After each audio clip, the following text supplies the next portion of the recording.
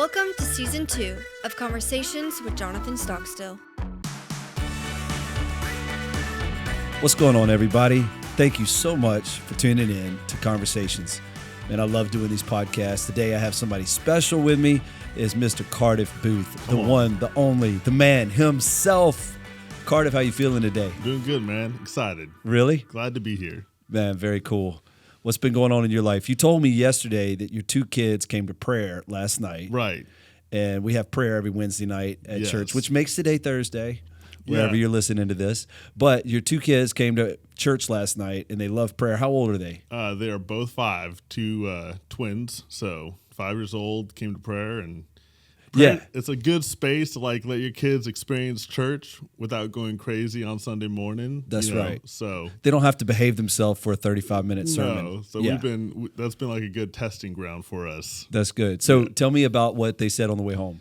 Yeah, so it's funny because we're in this process hey, this is worship.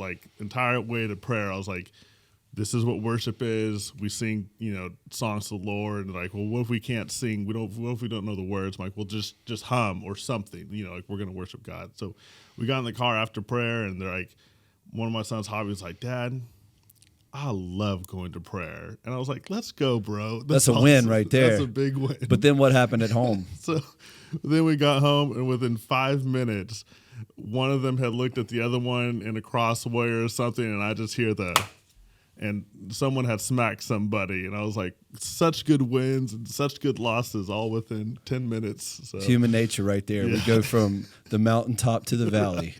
All right. So today, guys, I'm so excited about our topic today because it's something that I'm very passionate about. I feel like our culture needs to hear conversations about this stuff. Today, we're going to be talking about the wins of parenting, what makes a win. And so parenting, I think, is so huge for our culture. Right. It's massive. And we have so many broken families, so many homes that just need good counsel on parenting. Right. So that's what this podcast is all about. We're going to focus on parenting. So I'll let you take lead. What do you feel like the best way to tackle this incredible topic is? Well, I think a lot of times this is such a big topic, and you could go down 100 different rabbit trails with it. But I think something I'm always looking for is, what are my wins and what are my losses? What can I do to win in this area as a parent, and what are things that are going to make me lose in this area as a parent? And it's funny, I never thought about this until you had kids, and then when those kids start talking to you, you're like, oh man, I got to figure this thing out. I've got to figure out, what does the Bible say about parenting? What have I gotten from parenting growing up? And there's this flood of information that you're needing and you're wanting, but it's all happening in real time at the same time.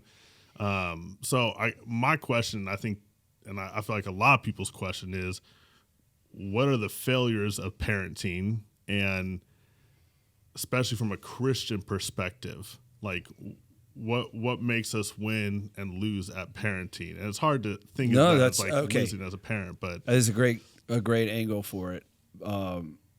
Let me just say this. I'm not going to put up a bunch of disclaimers because I want to get straight to what I feel. Right. I'm not going to. So although you can attach a lot of disclaimers to this, they're good kids. There's so many disclaimers. I'm just going to come straight at parents because I'm a parent. I have 4 kids. I have a 13-year-old, 11-year-old, 7-year-old, 5-year-old, 3 girls, 1 boy. Come on. And life could not get more intense right now. So, I have strong feelings about it. No disclaimers. I'm going to give people 5 failures that I see of parents. All right. I'm guilty of these. I'm definitely guilty of these, but they're very clear to me. The first failure that I see happening with a lot of parents is a failure of time. Wow. Okay. Time. They're not spending enough time with their kids. And there's all the reasons why. We got to make money. We got to live in a nice place. We got to take care. So we got to pay bills. There's lots of reasons why, but I think lots of kids are missing just time with their parents. So I'm talking about making sure that your evenings are quality time. Right. I suggest 4 to 5 evenings a week being focused on your family. So then I also suggest that your weekends are not spent on your personal passions, but they're spent on investing into the lives of your kids. I also think family vacations. Yeah. And there's always a temptation. We face this. Angie and I face this temptation. Family vacations, the kids always want to bring friends. Yeah. And I love that. I love friends being able to come, but it changes the dynamic of the Right. vacation. Now they're spending quality time with their friend, Right. and you're bringing them all on a field trip. Yeah. Versus we're all on a family vacation and we're hanging out together. And I have tried to be a guardian for our family on like, hey, stock still family time. Right. Is stock still family time. It's protected. There's 6 of us. Yeah. It's not 8. It's not 9. It's 6. And so like That's we good. go. And if there's 7, it's our dog. But and I'm not saying you can't and bring other people into it, but if all of your time is watered down time, Yeah. and there's no focus time with your family, and I think most parents are missing it in this crucial area of just not spending enough time. Their kids' hearts drift away from them. Yeah. And they don't know where they lost it, but it was just a lack of time. Second failure that I see happening is attention, because you can be with somebody but not Right. be locked in on somebody. Right. So attention is I'm not looking at my phone. I'm not daydreaming. Yep. I'm like really locked in. Some people are great listeners. Some people are horrible listeners. I would qualify in the latter group. I'm a horrible listener. Like Cardiff, if I've ever failed you in this regard, I'm sorry. But it's like if somebody's talking, my brain starts working. Yeah. And so you're talking, but my brain is working. And so I'm Right. like, I'll catch up with what he's saying, I'm sure. But like I'm thinking about what I'm thinking about. Yeah. And then you have that for a 5-year-old Yeah. who's just Trying to bare their soul to you. Yeah. Like, Dad, today at school this happened, and you're like, blah, blah, blah, whatever. Right. But man, that's where parents are failing. Like Yeah. you gotta lock in and like really, really empathize and care. What would you say to the parent? Because I think I've even struggled like this. I'm really passionate about my work. I'm really passionate about what I'm doing, but I'm coming home and my kids are kind of a spot of tension because they're going through a phase or they're 5 years old and not the most interesting thing to listen to all the times, but you're really passionate about your work. And so then I think that you start struggling with that. I'm spending quality time with my kids versus, It's a sacrifice. yeah, Because there are moments where like what I want to do is spend time with them. yeah, But there's often times where that's not what I want to do. Honestly, I want to defrag. When I get home from a long day of making Yeah. decisions and being at work, I want to look at my phone. I want to see what's going on Twitter. Yeah. I want to, I just want to veg out. And so it's a sacrifice, but all great relationships require that. Right. It's like, I'm not going to do what I want to do. I'm going to lock into this moment and I'm going to be here, be present. And so I think just that intentionality, you could go to the extreme of saying, man, put your devices down, put Right. them in another room, lock them. I mean, some people collect all the devices Right. and just say, we're going to give each other quality time and attention right. and listen. So Something I grew up that I realized, especially now being a father, that I realized my dad did is every time I looked up at a soccer game or at a football game, my dad was there. that means a lot. And as a parent now, I've like realized that I'm like, man, my dad came to everything. He was all, and he worked, he had a job, he did all the stuff. But I look back now, like he had such an attention for what me and my brother were doing and my sister. Like had so much attention on us.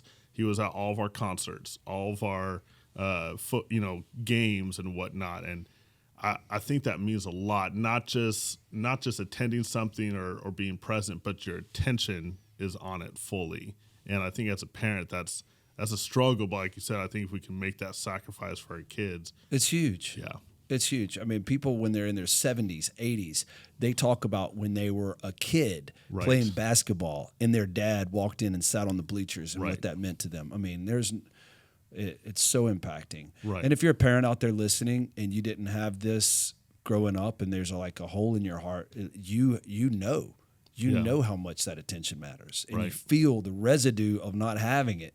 Right. You know, there's like, and so, but you have the ability to give that Yes. and be that. Right. And it's just amazing what it creates in a child. So Yeah. the first failure of most parents is time. Second failure is true attention, genuine attention. Number 3, The third failure is discipline. everyone's favorite word. Discipline. It's something that our culture doesn't like. Yeah. Obviously, we live in a society that doesn't like authority. Yeah. We don't like a teacher's authority. We don't like any government officials' authorities. We don't Right. like police authority. We don't like authority. Being told we what don't to want do. somebody to be in charge. Yeah. So, but in a household, you know, kids come. They have good tendencies to their nature, but all of us are sinful. All of us Yeah. have fallen, and so it's just a matter of time. Those sinful things come to the surface: deceit, Right. anger, Right. greediness, or whatever. For You know, sure. they come to the surface, and God has put the responsibility of pruning a child's character while they're young to deal with these issues. Right. So when they're 30 years old, these are not full-blown branches Yes. that have to be sawed off. Right now, we can use clippers. Right. And so discipline is that friction that they feel. The Bible instructs us not to discipline in anger. Yeah.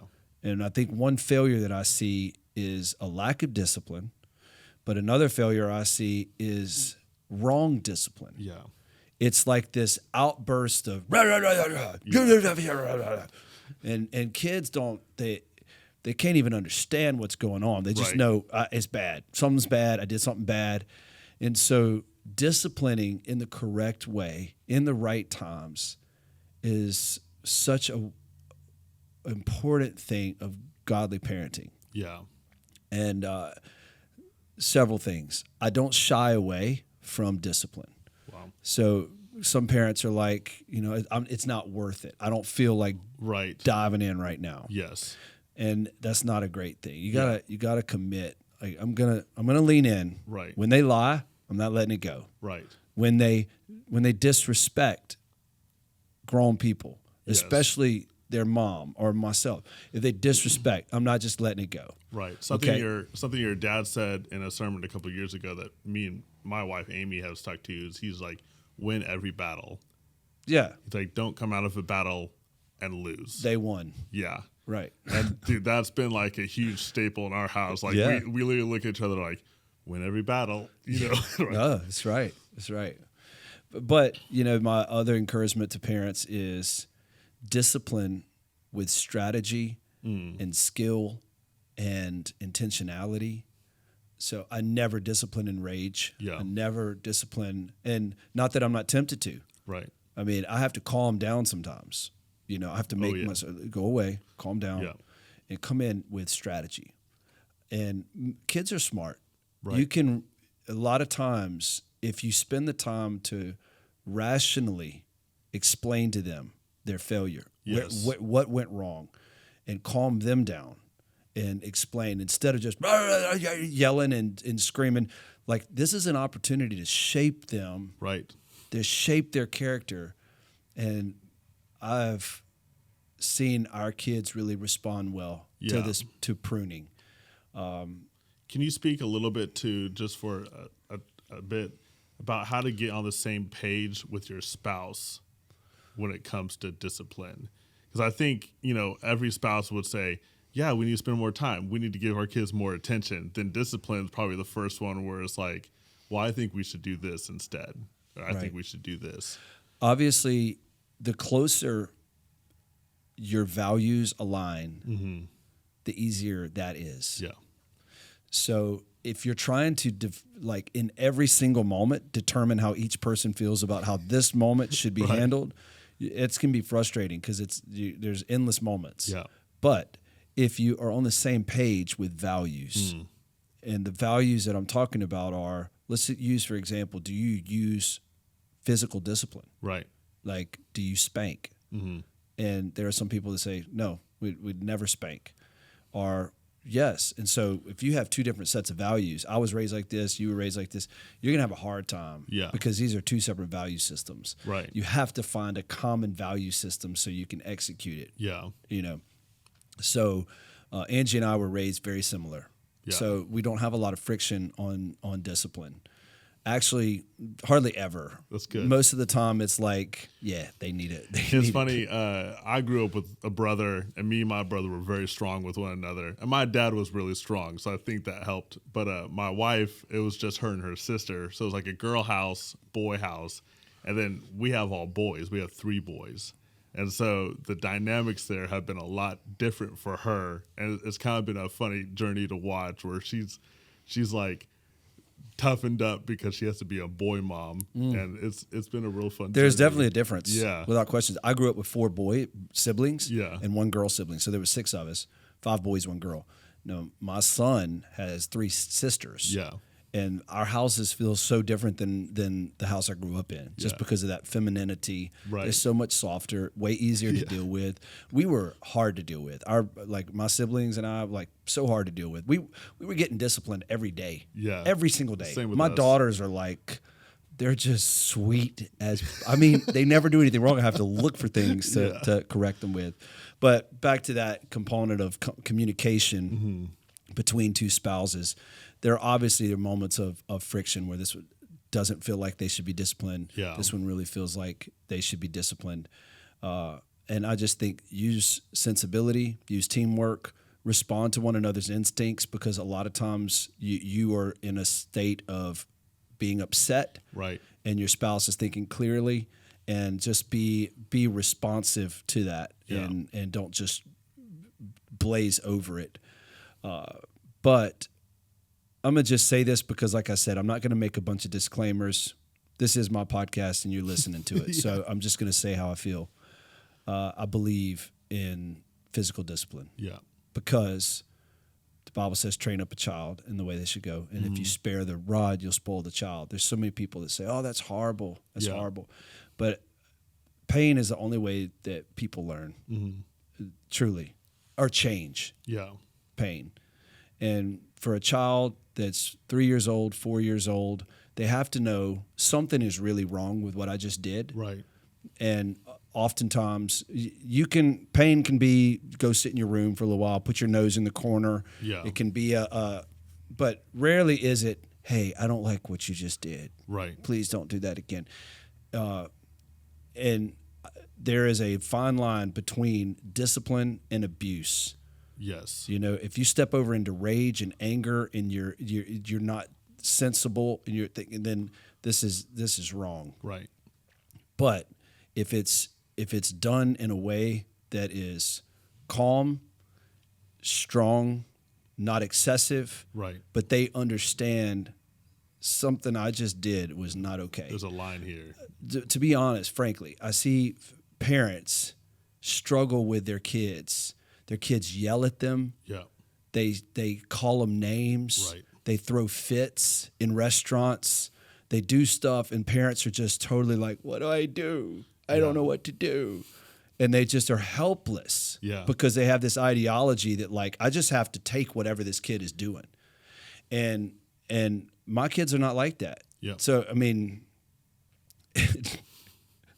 I don't know how else to say it other than if you don't use physical discipline when a child is young, then they don't have any frame of reference to why should I stop doing this? Right. And so it just forms an authority. Now, this is biblical. Yeah. And through the Old Testament, New Testament, and as Christians, we believe in the truth of it. But we see the fruit of it in a disciplined child, in what they are.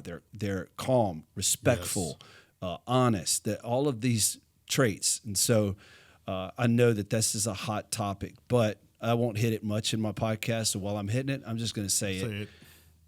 I encourage parents to use physical discipline with their children, especially the younger ones, and never do it in anger. Yeah. Always do it with intentionality, never excessive, but enough for them to know I'm not in charge. Right. This is, to me, what so biblical. many families are missing. Yeah. And you know what? So many Christian families are missing this. Yes. And their kids are just running over them, totally running over them. And they have no ability to control it. So that's the third failure. So let's talk about the fourth failure. Fourth failure is affirmation. I see discipline and affirmations as really the two balancing Yes. acts of parenting. You discipline and say you did this wrong, and you affirm and you say you did this right. And it's amazing to me how many kids don't receive affirmation from their parents. A mother's affirmation is so important. A father's affirmation is unique in its own way, and it means so much to a child. Just this morning, before we brought our kids to school, my son was telling me about his progress in school. And I just spent a second and I said, Beck, man, you were so smart. I said, really? You were like so smart. And I said, and then I grabbed his arms and I'm like, and bro, you're strong. Come on. And then I said, and you know what? You're handsome. And so I just I used the opportunity just to go in. Dude, he was beaming, just beaming. And I realized how powerful that affirmation is to a child. I think parents can, I want to say they can overdo it. It's hard to overdo it. You can flatter your child and puff them up to where they're not living in reality. Right. Like, you're a great singer. It's like, well, no, they're not really a good singer. And so you're setting them up for embarrassment. But but most of the time, kids are way under affirmed.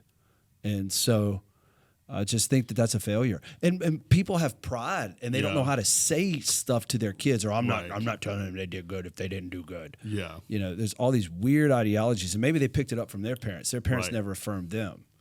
But man, if you affirm a child correctly, yes, it's amazing what they can become. It's funny because I think that's something I've had to work on a lot. Being a father is, I'm slow to affirm. I think a lot about it and wanting to say what I want to say.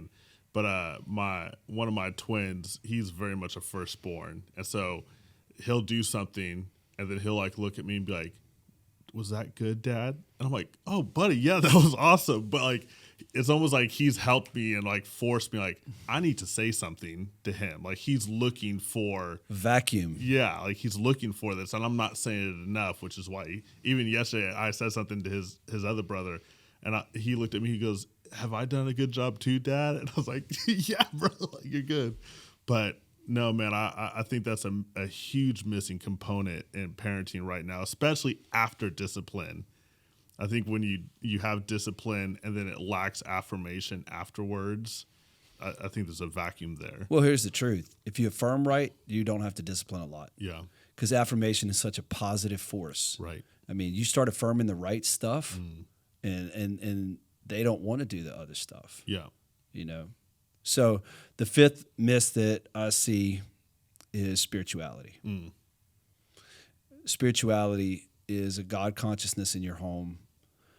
And is it possible that people overplay this? Yes. I've seen weird people that overplay spirituality and their parents are overboard. But by and large, there is a lot of carnality in people's homes. Yeah. The stuff that they consume in the home, Right. what they watch in front of their kids, the way they talk in front of their kids.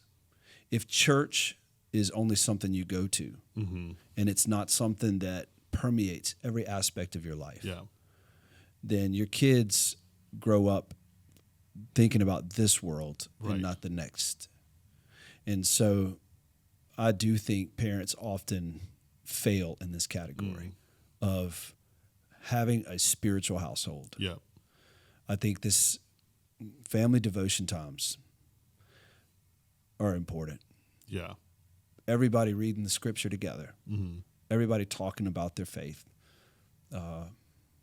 Times of meaningful prayer at meals, before bed, and devotions. Parents that truly model spirituality and not just talk about it when they're at church, but they really live this way. Kids that wake up and see their dad reading the Bible. Right. Or kids that realize their mom was out praying, doing a prayer walk. You know, just this concept that this is real to us. What would you say to someone who isn't sure where to start in that area, and they're just like, I'm not really sure. Doing family devotions with my teenagers is weird, or they're kind of in that place of like, we want to do this, and I know that I need to do this, but what does that actually look like in the practical?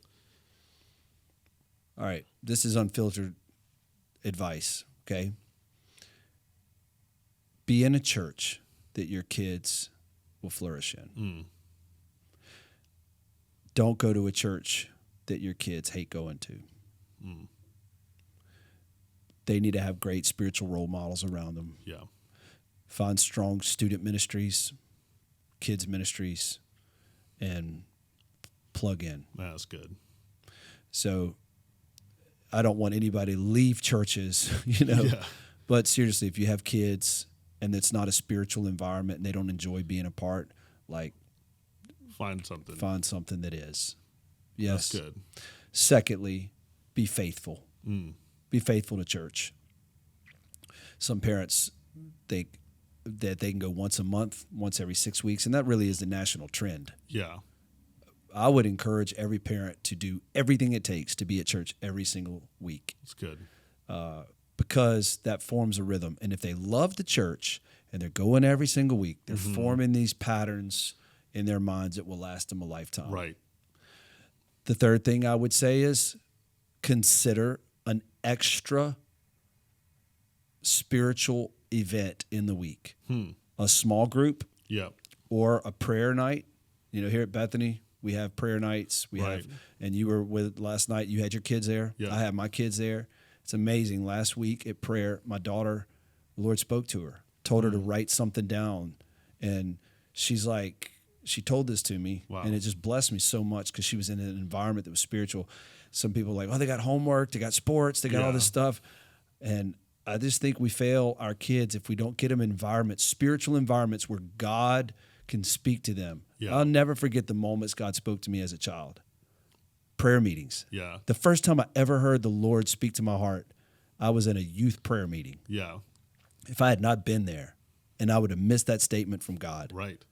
Man. I remember my mom dragging us to church, and she was a worship leader, and she would make us sit under the piano while she led worship because she didn't trust or, whatever. But I remember us like worshiping under the piano as she played, like at church, like vividly remember these moments of like experiencing God for the first time, But yeah, it's funny. You look back at those moments and then you look now. I'm like, man, I want that for my kids now. Yeah. I don't want them to wait till they're 10, 13 years old before they experience the Holy Spirit. I want them to experience God now. Put them in the youth camp, youth conferences. I mean, obviously make sure that you trust people that you put them in. But, get them in spiritual environments. But then how do you make it practical at home? I guess this would be my greatest encouragement is have a family devotion time once a week. Set that as a goal. Take one night. This is something, the simple way to do it is let everybody open the Bible to one chapter. Pick a chapter.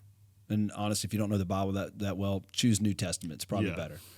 Pick a chapter and then let each kid read 3 verses. That's good. So you read 3 verses, then the next oldest reads 3 verses, then the next one reads 3 verses, and you circle through the family. And if longer chapters, you'll end up doing it more than once. But they each have a participation in reading the scripture out loud. That's good. Once that's finished, and it only takes 5 minutes, then you say, what was your favorite verse? So they have to comment on what their favorite verse was. Yep. Why was it your favorite verse? What did it mean to you? They'd say what it meant to them. And then you could say, hey, does anybody have any prayer requests? Yeah. Let them say such and such at school did this, and then you all pray as a family. This exercise takes 12 to 15 minutes. Yeah, super easy. Super easy to do, but it sets in their hearts that our home is a spiritual home. That's great. So those are just some basic stuff. But so let's recap these 5 failures of most families. They're not spending enough time. Number 2, when they do spend time, they're not giving true attention, not enough attention. Yeah. Number 3, not enough discipline. Number 4, not enough affirmation. And number 5, not enough spirituality. Yep. So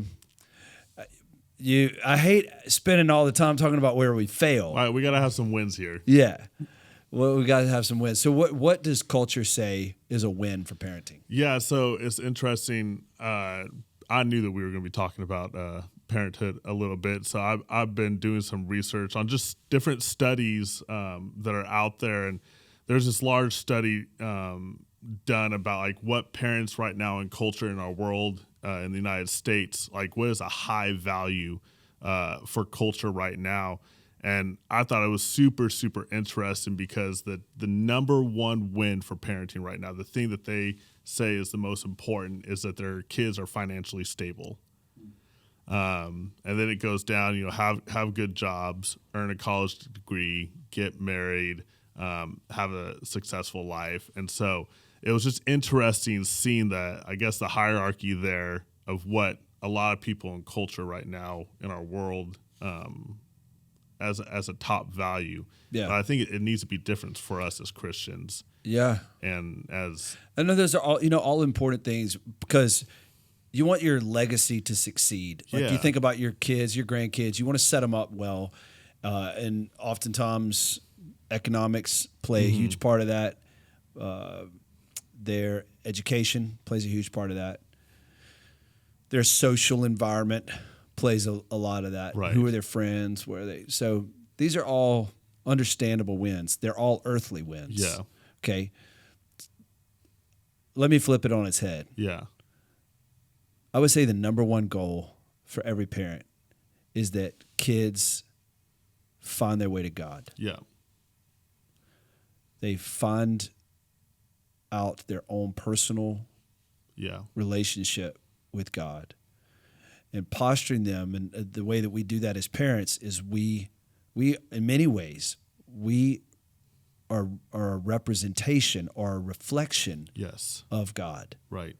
If we're bad fathers, they're going to think Father God is bad. But that's scary, but that's just how it is. Right. They have a hard time relating to a good father if they have a bad father, earthly father.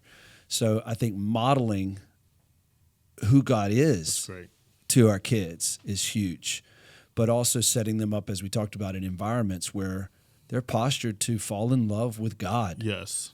Parents, let me reason with you just for a moment. If your kids gain the whole world but lose their soul, and they spend an eternity away from God, right? Do you really love them? Like, and the flip side of it is, if they kind of wrestle through life, have some hardships, struggles, maybe not millionaires, but they make it, but they spend an eternity with God. Right.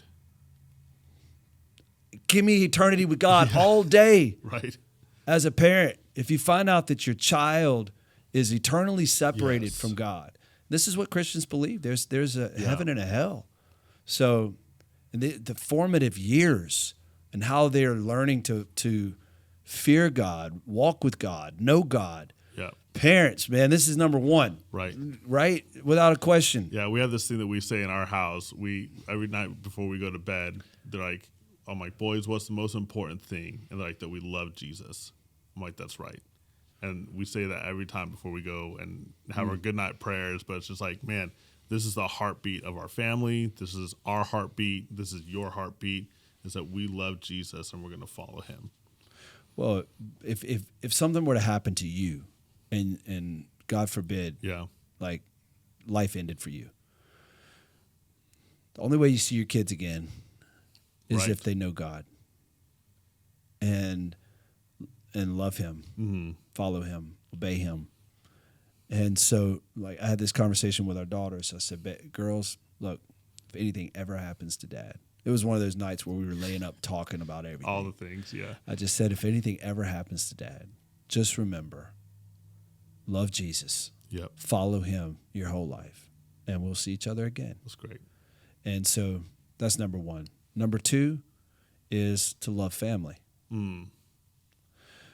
Like, if you teach them to enjoy being with their family, the trends that you're setting them up for It's not just going to bring you joy throughout your life because they're going to want to be around, but it's going to set the trend in their family. When they raise a family, they're going to build. And man, that's what America is. Right. We're Struggling. broken. Yeah. I mean, I can unashamedly say this. There's so many people who don't believe in the nuclear family. Yeah. I'm like, this is ungodly to have an attack against the nuclear family. Yeah. And many people are like, they don't believe in it because they've never experienced the joy and the beauty of it. But this Right. is God's design, the nuclear family. Yeah. For this reason, a man shall leave his father and mother and be joined to his wife. And in Micah, it says, what does God desire from you? But godly children. Or Malachi, sorry. Godly children. What does he want from your union? Godly children. Right. God desires a man, a wife, children. We say, well, man, that's not my reality. It's okay. God can give you the grace Yes. to raise a godly family. Right. But the goal would be to raise those kids to where they have a nuclear family. Yeah. You know, I want to be completely honest with people. Culture's headed down a wrong path, Yeah. destroying the nuclear family Yeah. or devaluing the nuclear family. But it's something I've learned from being in youth ministry too is so many kids that don't have great family structure, they desire to grow up and have great family structure. Like that's almost every kid that I talk to, like, oh, my parents are divorced, or oh, this has happened, or oh, this is my family's situation. And the more conversations you have, like, but I want to grow up and have this. Right. I want to, and so it's like, I feel like it's inherently in us to want this and to cleave to this and desire, this family structure that I think is a godly family structure. It's godly. It's how how God desires it and designed it. And it's not that the other can't work, because Right. maybe you're listening, you're a single mom, you're a single dad. Like, hey, dude, you can do this. You can do Yes. it. God is for you, and he's with you. He help you. But your kids, you want them to be set up to have a husband or a wife and a solid family structure. So anyway, we want That's our great. kids to love family. Yeah. We want them to want to be around at Thanksgiving. We want them to love to be around at Christmas. Yeah. We want them to appreciate family traditions. Yeah. Things that we do. Oh, I remember we used to build a fire, and then we used to do this, and Yeah. just family traditions. And then let's give a third win. Third win is for them to love people, which means they're kind to people, they're generous to people, compassionate to people. They love the world. They love people of the world. Yeah. Give me a kid any day that maybe doesn't rise to the top of the corporation or the top of the class, but is kind and loving to Yes. people and really makes a difference in people's lives, Right. loves people. I think that's such a value to instill in people. We do that by setting trends in our conversations, Yes. in our activities. We serve. We take opportunities to love people. We correct them when they make fun of people, Right. or when they don't have that compassion. We reason with them. We put them in the right thinking. Yep. So first, a great win is to love God. Second is for them to love their family. Third is to love people. If I were to give a fourth one, I would say is to really value and pursue excellence. Excellence, which means excellent in your schoolwork. We're not going to be lazy. Yeah. We're going to be excellent. Right. We're going to finish that task. We're going to finish our homework. Right. We're going to, if we're taking piano lessons or music lessons, we're going to actually practice. Right. We're going to be excellent. And if you teach them to value excellence, no matter what they put their hands to, they're going to take it all the way. And correcting sloppiness, Yeah. half-hearted, haphazard Right. jobs. Hey, will you clean the living room? They clean the living room, but there's still socks and there's still different things. Yeah. No, we're not finished. Right. It's got to be excellent. So Something that's interesting about all four of these, I feel like, and I watched a video a couple of weeks ago. It was one of those YouTube videos where there's a bunch of parents and they're all talking about their different styles. And one of the moms was like, I don't want to teach my kid anything. I want them to be able to be who they want to be and come up. And I think it's so interesting because all 4 of these I feel like require a lot of input from us as parents. It requires direction from us. It requires intentionality from us as parents. And that's something I strive in my own life. Like, I want to have that intentionality. I want to teach my kids to love God. I want to teach them to love their family. I want to teach them to love people, But I love that. You're a great dad. Come on. Yeah, I watch you with your boys. You're awesome. But you come from great families. And, so, man, thank you guys so much for tuning in. I pray that this topic is ministered to you. Some parts of it may have rubbed you wrong, but I'm giving you my feedback on what it means to be a solid parent and have some wins, and what we should steer away from. So, anyway, thank you for tuning in. Carter, thanks for being a guest host. We'll see you next time on Conversations.